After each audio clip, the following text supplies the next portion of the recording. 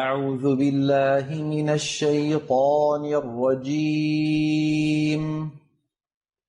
بسم الله الرحمن الرحيم. قل يا أيها الكافرون لا أعبد ما تعبدون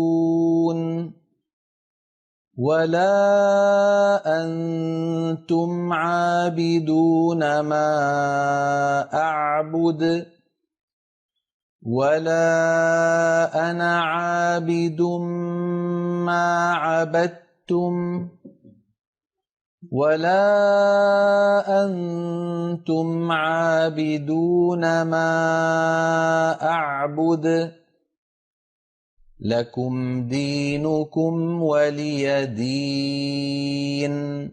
صدق الله العظيم.